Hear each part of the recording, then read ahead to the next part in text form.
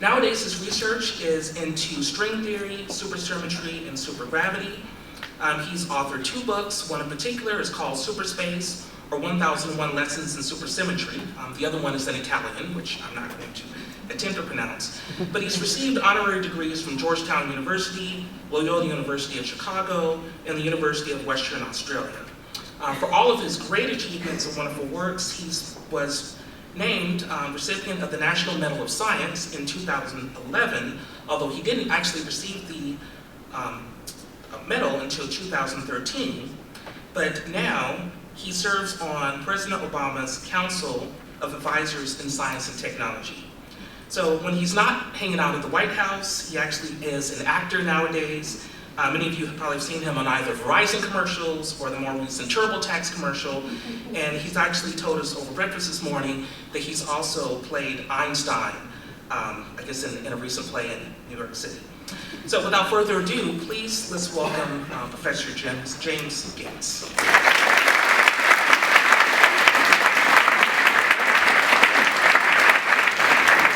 So I had the great pleasure of in 1977, finishing my PhD thesis at MIT, and I picked something that nobody else at MIT knew anything about, which for you graduate students out there, you might want to know how one survives such a choice. And so I picked this thing called supersymmetry. I wrote a thesis on it, and I had to defend the thesis. One of the people on my thesis defense committee was my advisor, Professor James Young. Another person on the defense committee was a very well-renowned physicist by the name of Roman Jakif. And the third person on my thesis defense committee was someone that you may or may not know. His name is Ernest Moniz. He's your Secretary of Energy these days. So Ernie was on the committee, and after the exam was over, he made a compliment. He paid me a compliment. So fast forward to about 3 years ago, I asked him, Ernie, do you remember what you said to me after I defended my thesis? And he said, yes, it was the best thesis defense I had ever seen. And what he didn't know, I had to verify that to make sure I didn't have a false memory, because you can generate false memories very easily. And what he didn't know is right after he gave me that compliment initially, I thought to myself, you've never heard of the Kobayashi Maru. Now, some people in the audience are laughing because they know precisely what the Kobayashi Maru is. It's a story about a test that someone named James Tiberius Kirk took as a computer test. And he's the only candidate for Starfleet Academy, only cadet at Starfleet Academy who ever passed this test. And the way he did it was the night beforehand, he rewrote some lines of code. So that's effectively what I had done in my thesis, because I knew more about what was in my thesis than anybody in the room. So they never laid a glove on me. So let's get started with today's presentation. I'm going to start here.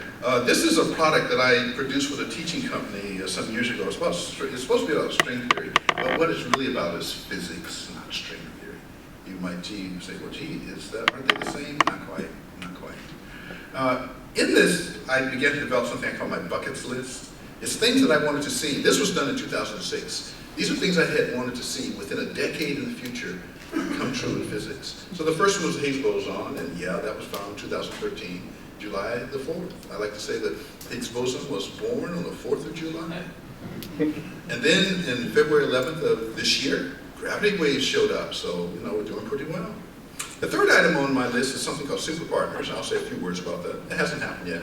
And the fourth item is string theory itself. And I don't think that's probably going to happen anytime soon. Maybe within 1,000 years, I don't know. But I'm clearly not going to be here to see that. The standard model grew. So with the Higgs boson, you'll notice we add one new particle. It's like, if you think of this as a table of elements, this is the table of fundamental particles. And so it showed up finally the Higgs boson. Now, one thing about the Higgs boson, which is really interesting, is you might ask, how do we know to go look for it? And the title of this series is Math is Key. So let me tell you about how we found out to go look for it. It turns out that for an extraordinary amount of fundamental physics, things like the Higgs boson, the first way that we know about them is by using mathematics. You see, mathematics for scientists who study things smaller than atoms or enormous things like the universe, mathematics is like a third eye. It is literally the ability that we humans have to see parts of the universe that our technology cannot reach to at that time. And so the Higgs boson was predicted by an equation by Peter Higgs, among other people. And then it took almost 40 years to find this object. And so math really is key in this story, because you don't know to go look for this unless you know how to do mathematics. Now I know that for a lot of people in our society, when you tell them mathematics, they want to grab for their rosary beads and the holy water, and they'll want to start saying prayers and throwing the holy water at you. But mathematics isn't really going to hurt you. Instead, it's this amazing thing that we humans use, and it's the foundation of our science. Right now, if you ask about what's known about the universe, we have over here things called quarks. There's the electron. The electron is actually a member of a family of 6 objects that we call leptons. And then there's the particle of light, the photon. There's the Higgs boson. These things are called gluons. This is the W and Z bosons. If you ask physicists now, that's what we'll tell you we've seen in the laboratory, of very tiny fundamental objects. I told you about my thesis on supersymmetry. Well, I was the only person at MIT who knew anything about it. It was a piece of mathematics. But I realized, even as a graduate student, that this piece of mathematics predicted that there were new forms of matter and energy that were just waiting for us to find. And so if the universe is supersymmetric, all this other stuff is out there. So you can see there's a lot more to the universe. Now, right now, we can only see the mathematics, but we will continue to build devices to explore to see if we can detect these objects.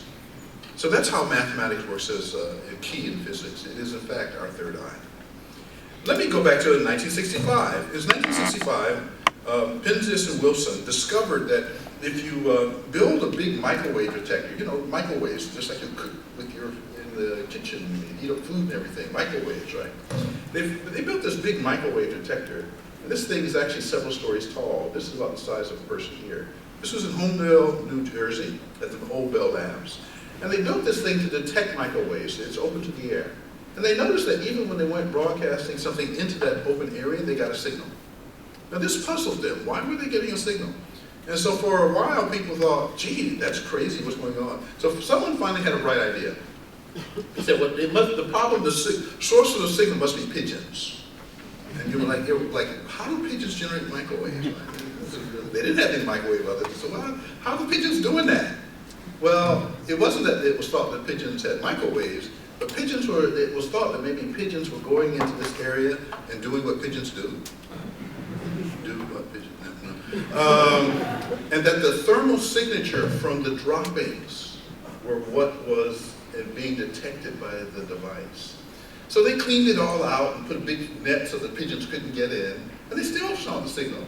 And eventually, since this occurred near Princeton, New Jersey, eventually someone at Princeton, a scientist by the name of Robert Dickey, was consulted about this, and it was realized that the signal that they were detecting, which comes from everywhere in the sky, that signal was in fact a signal from the Big Bang. At the time it was called a 3-degree radiation. Today we call it the cosmic microwave background. And once again, math is key. Because you see, no one could understand this signal except for Robert Dickey, and the reason he could understand it was because he had basically taken Einstein's equations and then said, if these equations are valid, what do they predict for today? So once again, math is key. So this is how we first learned about the cosmic microwave radiation, 3-degree radiation. There have been a sequence of satellites. There was COBE, the Cosmic Observer for microwave radiation, the Wilkinson Microwave Anisotropy Probe in 2005. So you can see our pictures are getting better and better. And then in 2014, we launched Planck. So if you could see in microwaves, and you looked at the night sky, you wouldn't see stars. This is what you would see, this structure. But your eyes would have to be very sensitive because the difference between the blue and red areas here is 1 part in 10,000. So you would have to have eyes that are sensitive to 1 part in 10,000 to see this difference. So that's what physics does. And again, this all started out as a mathematical prediction from Einstein's equations. Well, we want to play a little bit. Uh-oh, here's that math stuff again. So please don't lock the door so no one can run out the back. When you talk to a physicist about a sound wave, we will basically pull out some trigonometry. Because it turns out trig is how you describe sound in terms of equation. This is a pressure wave. And so here it is, and I've rewritten it here after doing what's called a coordinate transformation. You can see from here to here it's the same. So that's all we need to know. Now, of course, when you see a piece of mathematics like that, it's a dead something that sits on a piece of paper. And most people don't get very excited about seeing something sitting on a sheet of paper. It's just like music. If someone shows you a musical score, well, gee, that's kind of boring. But if they begin to play the music, everyone knows what a novelist does. A novelist takes words, sentences, punctuations, and it tells stories. We physicists take mathematics and tell stories about how nature works. But the role of the mathematics is it's our story-making mechanism. So we're going to now talk about someone I'd like to call the Magister of Celeritas. You've never heard of this guy probably, unless you're a physicist. His name is James Clerk Maxwell. He's one of the three greatest physicists who's ever lived. Most people have heard of Einstein, some people have heard of Newton, but between Einstein and Newton there was Maxwell. And in fact, Einstein purposely set out to model himself after Maxwell. That was his great goal. So here's Maxwell, and Maxwell's a person who basically told us everything we've ever seen about electricity and magnetism. He did it by writing equations. So once again, math is key, right? So once again, we come back. Math is key to all this story. Maxwell writes these equations, and these equations then tell a story that he didn't know, and that's the way this stuff usually works. So here are the equations. I like to call them the beeper cell phone equations also, because all of your use of Wi-Fi and high technology resides, or rather relies on the fact that these equations are accurate. So what Maxwell actually did was only introduce this term. All the rest of these terms were actually found by other physicists, but of course he gets all the credit for it. And the reason he gets the credit for it is because with this term, something happens in the story that could not have happened before, and I'm going to show it to you. That's what happens. You see, this little dot in the middle here represents an electron.